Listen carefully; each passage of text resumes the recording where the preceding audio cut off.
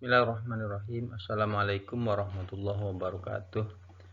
Hai soleh-soleha, apa kabar semuanya? Alhamdulillah, luar biasa, Allahu Akbar. Tentunya sudah sholat semua ya, sudah mandi dan sudah sarapan. Baiklah, terlebih dahulu kita buka pertemuan kita dengan sama-sama membaca basmalah. Bismillahirrahmanirrahim. Sebelum kita lanjutkan pembelajaran, kita dengarkan terlebih dahulu, simak sejenak sebuah video atau film tentang kancil dan buaya ya. Ini adalah cerita dongeng ya. Oke.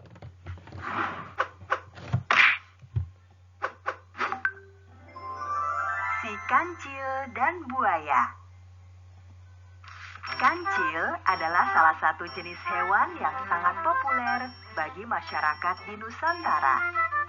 Kancil atau yang juga disebut dengan nama pelanduk ini, meskipun kecil tapi oleh masyarakat di Nusantara dikenal sangat cerdik dibandingkan hewan-hewan lainnya.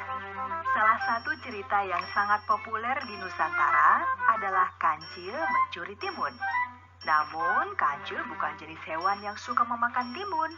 Makanan utama hewan yang memiliki nama ilmiah Tragulus javanicus ini adalah kangkung, kacang panjang, wortel, bengkuang, ubi, dan daun selada. Salah satu cerita kancil yang sangat populer di Nusantara adalah kisah kancil dan buaya. Bagaimana kisahnya? Mari kita simak bersama dalam dongeng berikut ini. Pada suatu hari di hutan nan lebat, seekor kancil lari ketakutan karena dikejar oleh seekor harimau. Kancil yang ketakutan tersebut berhasil sembunyi di sebuah semak-semak. Hai kancil, sedang apa kamu di situ? Kancil tiba-tiba saja terkejut, ada suara yang memanggilnya. Kancil pun berjalan mendekati asal suara tersebut yang ternyata seekor kerbau. Ah, dasar kerbau, kamu mengagetkanku saja. Aku lihat tadi kamu sepertinya sedang berlari ketakutan. Iya, aku berlari karena dikejar harimau. Apa? Harimau? Mana? Mana? Oh, dasar kerbau, badanmu saja yang besar. Ternyata kamu juga penakut. Jangankan aku, gajah yang punya gading dan badannya lebih besar dariku saja pasti menyingkir kalau ketemu harimau. Ah, sudahlah. Kita harus mencari cara melarikan diri dari tempat ini. Kamu tahu tempat yang aman? Ada tempat yang aman. Harimau tidak akan bisa mencapai tempat itu.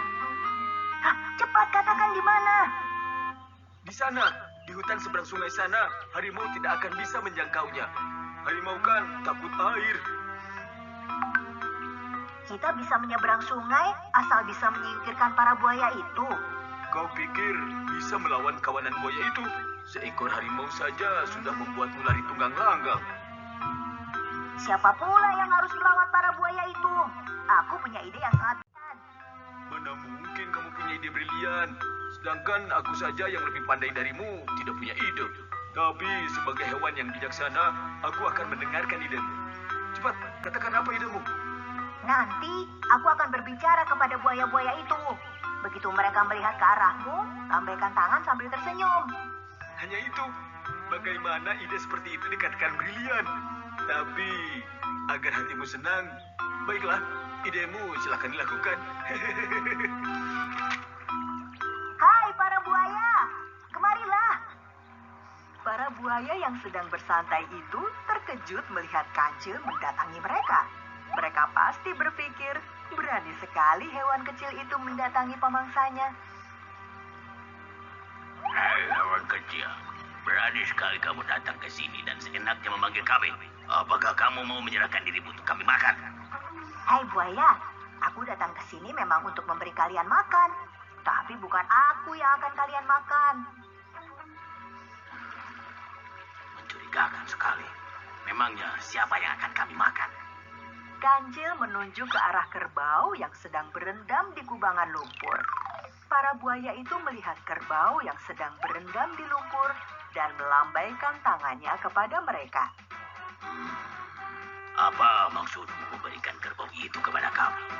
Bukan hanya seekor kerbau, tapi banyak kerbau. Wow, banyak kerbau. Ah, benar. Hai Kancil, aku tidak sebodoh dua temanku ini. Kamu pasti punya maksud tertentu. Cepat katakan apa maksudmu. Atau kamu aku makan sekarang juga. Kalian rupanya belum tahu informasi terakhir ya? Informasi apa? Pantas saja, selama ini kerja kalian cuma bermalas-malasan di sungai. Aku beritahu kalian ya, mulai hari ini aku telah resmi diangkat sebagai penasehat Raja Hutan.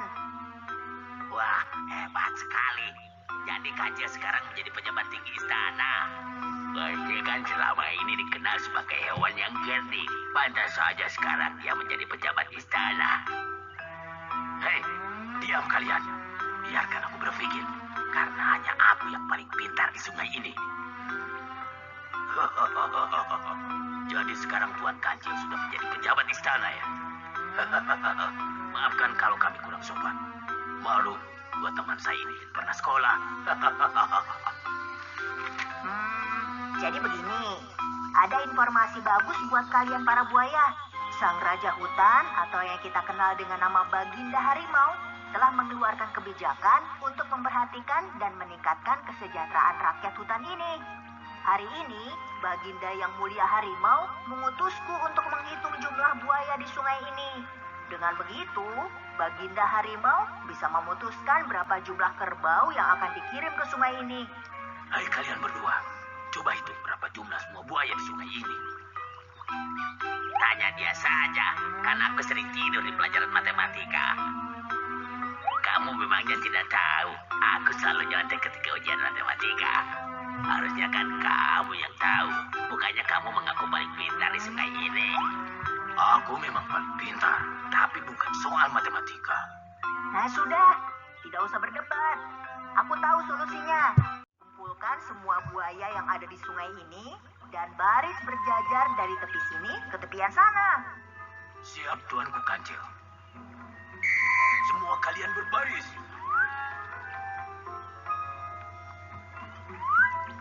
Nah, aku akan berjalan di atas punggung kalian dan menghitungnya. 1, 2, 3, 4, 15. Hai para buaya, jumlah kalian semuanya 15. Tunggulah, aku akan melapor ke Baginda Harimau dan mengirimkan banyak kerbau untuk kalian.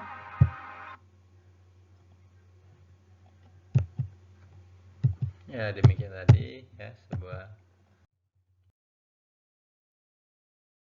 tentang kancil dan buaya. Nanti ada kelanjutannya ya. Ternyata kancil sangat cerdik ya. Ini dalam cerita itu dia bisa mengakali buaya sehingga dia bisa menyeberang, menyelamatkan diri dari kejaran harimau ya, melalui meloncati tubuh-tubuh buaya. Oke. Nah, itu adalah contoh cerita dongeng ya. Jadi ternyata cerita itu ada bentuknya dongeng dan juga ada ceritanya nyata ya. Apa itu cerita dongeng dan bagaimana cerita nyata kita buat ya. Kita ikuti pelajaran berikutnya. Kita awali dulu dengan basmalah ya. Tadi sudah baca basmalah, oke ya. Baiklah. Nah, bentuk-bentuk cerita ini biasanya ditampilkan melalui film ya, kemudian melalui pentas seni atau drama di panggung atau di lapangan ya. Kemudian bisa juga berupa naskah atau tulisan. Jadi ini yang lebih mudah ya. Jadi siapa saja bisa menulis naskah atau menulis tulisan tentang sebuah cerita ya. Baik itu cerita nyata atau cerita dongeng. Oke. Nah, kemudian bisa juga merupakan pemaparan lisan seperti kemarin ada lomba bercerita itu secara lisan ya. Oke. Nah, apa perbedaan antara dongeng dan cerita pengalaman? Nah, dongeng itu adalah cerita fiktif atau hayalan atau imajinasi. Jadi hanya berdasarkan bayangan yang ada di pikiran si pembuat cerita ya. Jadi dia menuangkan cerita itu bukan berdasarkan kenyataan, tapi apa saja yang dibayangkannya ditulis menjadi sebuah cerita ya. Ini cerita dongeng ya. Macam-macam bentuknya, dongeng tentang orang, tentang hewan, tentang tumbuhan bisa dibuat dongeng ya. Kemudian yang lain adalah cerita pengalaman. Cerita pengalaman itu adalah dari kenyataan atau pengalaman seseorang, ya. Baik. Nah, dongeng dan cerita pengalaman, contohnya apa saja ya? Nah, contohnya tadi salah satunya adalah Kancil dan Buaya, itu contoh dongeng. Kemudian bawang merah dan bawang putih, ya, contoh dongeng yang lain. Kemudian cerita tentang kerajaan-kerajaan yang merupakan dongeng, ya. Ini banyak sekali cerita-cerita dongeng tentang kerajaan. Ada juga cerita nyata tapi ya. Kemudian tentang Naruto. Jadi Naruto itu adalah cerita dongeng, ya, oke. Khayalan, ya, atau imajinasi. Kemudian cerita Shinchan, ya, ini imajinasi juga. Nah, sedangkan cerita nyata misalnya yang berdasarkan pengalaman, ya, berlibur ke rumah nenek. Nah, kalian bisa buat cerita tentang berlibur ke rumah nenek. Kemudian tentang belajar di rumah, ya, atau belajar di sawah, belajar di pinggir sungai, ya, ini boleh kita buat cerita. Kemudian tentang bermain apa yang kira-kira menarik untuk diceritakan. Nah, ini boleh dibuat sebuah cerita. Kemudian belajar naik sepeda. Nah, naik sepeda itu biasanya kalau kita baru pertama bisa naik sepeda, itu sesuatu yang menarik, ya. Boleh kalian ceritakan menjadi sebuah cerita, ya. Cerita para nabi yang ada dalam Quran atau yang disampaikan melalui buku-buku sejarah. Nah, itu adalah cerita nyata berdasarkan pengalaman hidup, ya, para nabi dan para sahabat. Itu cerita yang merupakan cerita nyata, dan itu bukan fiktif atau bukan dongeng, ya. Itu adalah berupa cerita nyata. Begitu juga yang ada di dalam Al-Quran, itu diceritakan oleh Allah Subhanahu wa Ta'ala, kejadian-kejadian atau pengalaman-pengalaman orang terdahulu, ya, nabi-nabi sebelumnya, cerita umat sebelumnya, ya, itu diceritakan Allah Subhanahu wa Ta'ala dalam Al-Quran. Nah, bagaimana bisa menulis cerita? Pengen nggak bisa nulis cerita? Bisa jadi penulis, ya, kalau kalian rajin, ya, insyaallah. Baiklah, kita simak terlebih dahulu apa saja langkah-langkahnya untuk menulis sebuah cerita. Yang pertama adalah pilih temanya, ya. Temanya tentang apa? Tentang berkebun atau menanam pohon, ya. Cerita tentang memancing, cerita tentang apa? Kita pilih temanya terlebih dahulu. Kemudian kita buat kerangka. Kerangka itu adalah kerangka tulisan, ya. Kerangka cerita mulai dari awal, pertengahannya seperti apa, akhirnya seperti apa, ya. Ini kita buat kerangka-kerangka supaya apa? Untuk mempermudah kita menuangkan tulisan, ya. Kemudian kita tulis, setelah ada kerangkanya baru kita isi dengan tulisan-tulisan, ya, cerita-cerita singkat, ya. Kemudian perlu dipertimbangkan adalah tulisan itu dibuat berurutan, ya, supaya apa? Supaya ceritanya nyambung, ya, oke. Nah, tadi apa? Kerangka cerita itu pertama kita pilih tema cerita, kemudian awal cerita seperti apa, isi cerita tengah-tengahnya seperti apa, dan akhir cerita seperti apa. Dan berurutan dari awal sampai akhir, ya. Kemudian perlu juga diperhatikan temanya apa, ya, tadi, ya. Kemudian tokoh, orang-orang yang terlibat di dalam cerita itu siapa saja, kemudian waktunya kapan, ya. Jam waktu kapan, ya, tahun kapan atau ketika apa, ya, itu waktunya. Tempatnya di mana? Di hutan, di pinggir laut, atau di sebuah rumah, atau di sebuah kerajaan. Ini adalah tempatnya, ya. Nah, contohnya bagaimana membuat cerita dari pengalaman, ya. Nah, temanya kita ambil misalnya tema berlibur ke rumah nenek, ya. Nenek, ya, ini bukan nenek, ya. Kemudian kerangka ceritanya seperti apa? Nah, pertama kerangka kita buat adalah persiapan liburan. Nah, persiapan seperti apa? Nanti kita isi, ya. Kemudian waktu liburan, waktunya kapan liburan itu, ya. Kemudian ke rumah nenek ini akan kita pakai waktunya berapa hari atau berapa jam, berapa lama, ya. Ini ditentukan di waktunya. Kemudian perlengkapan yang akan dibawa untuk berlibur ini apa saja, ya. Kemudian kendaraan yang akan dipakai apa, boleh kita ceritakan tentang kendaraannya, ya. Memilih kendaraan, kemudian kendaraan yang paling bagus, paling enak ketika dibawa berjalan untuk ke rumah nenek, ya, bisa muat orang banyak sesuai dengan kebutuhan. Ini kendaraannya apa, ya.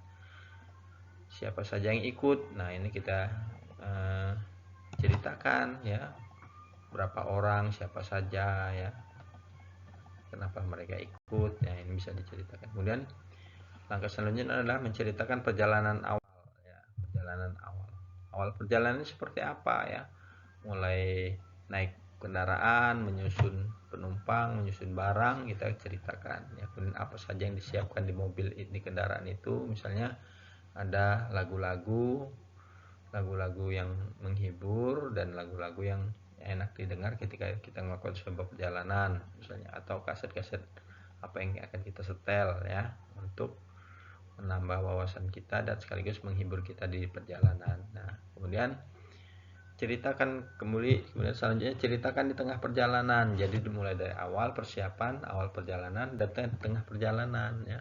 Ketemu apa di perjalanan, berpapasan dengan mobil yang kecil, mungil misalnya yang lucu, atau kita melihat sawah, melihat ini ya, melihat lautan, melihat gunung, kita ceritakan di tengah perjalanan itu ya. Oke. Kemudian selanjutnya adalah sesampai di tempat tujuan, kita ceritakan kondisi sampai di tempat tujuan itu, apa yang terlihat, siapa yang menyambut kita ya, siapa saja yang kita temui ketika sampai, itu kita ceritakan. Kemudian kegiatan di tempat tujuan, setelah sampai di tujuan itu apa saja yang kita lakukan terlebih dahulu misalnya ya. Misalnya kita disiapkan sarapan dahulu atau makan, atau kita diajak untuk melaksanakan sholat terlebih dahulu ya, sambil menunggu makanan misalnya, boleh kita ceritakan ya. Dan kemudian kegiatan apa yang akan dilakukan ketika kita berlibur di tempat tujuan itu, kita ceritakan. Nah, sampai berakhirnya kegiatan, berakhirnya seperti apa ya. Nah, setelah itu kita bisa menuliskan persiapan pulang ya. Jadi ceritakan persiapan untuk pulang, apa saja yang dibawa ya, oleh-olehnya yang disiapkan oleh nenek, atau barang-barang kita yang tidak boleh tertinggal, apa saja yang harus kita siapkan, kemudian diletakkan di mana ya. Atau ketika kita menemukan sesuatu yang menarik di tempat kita itu, apakah kita mau bawa pulang ya, ini kita ceritakan ya. Kemudian selanjutnya kita ceritakan perjalanan pulang. Nah, perjalanan pulang itu badannya sudah capek, tertidur di mobil misalnya, suasananya hujan, kemudian naik gunung, turun gunung, ini ceritakan ya. Kemudian sambil membawa makanan apa yang kita makan di dalam perjalanan pulang itu, boleh kita ceritakan. Kemudian ceritakan juga kesan-kesan ya, misalnya ada sesuatu yang menarik di tempat kita berlibur itu, kita ceritakan kesan-kesannya, suasana, misalnya kita ceritakan suasana udaranya segar, banyak pepohonan ya, sungainya mengalir jernih ya, itu kita ceritakan kesan-kesan yang menyenangkan bagi kita ya. Kemudian bisa juga pesan yang boleh kita sampaikan dalam cerita itu, misalnya untuk selanjutnya kita harus lebih sigap, lebih siap, misalnya ada peralatan kesehatan yang lupa dibawa, harus disiapkan ya. Kemudian jas hujan dan lain sebagainya untuk mengantisipasi. Nah, ini pesan-pesan yang kita sampaikan, boleh harus berhati-hati ya. Nah, ini adalah pesan-pesan yang bisa kita sampaikan di cerita kita yang kita buat ya. Nah, selanjutnya gampang kan membuat ya cerita. Ingat tadi apa tadi ya, memilih tema, kemudian membuat kerangka, dan saja ya nulis ya. Setelah kerangka dibuat, kita tulis, kita isi kerangka itu dengan tulisan-tulisan. Nah, silakan kalian boleh pilih tema apa saja ya, misalnya berlibur di mana ya, di rumah nenek, di rumah paman, atau keluar kota ya, atau tentang belajar masa pandemi ya, seperti apa, boleh kalian buat cerita. Kemudian memelihara hewan misalnya ya, tema yang lain boleh. Kalian selama liburan dibelikan hewan, misalnya kelinci 2 pasang, nah 1 pasang kalian pelihara, itu kalian ceritakan, boleh ya. Kemudian tentang berkebun, kalau senang menanam sesuatu, boleh dibuat sebuah cerita dan lain-lain. Silakan ketika ada tema atau ide yang menarik untuk dijadikan cerita, untuk ditulis, silakan kalian buat ya. Cerita pendek ya, pendek saja dulu ya.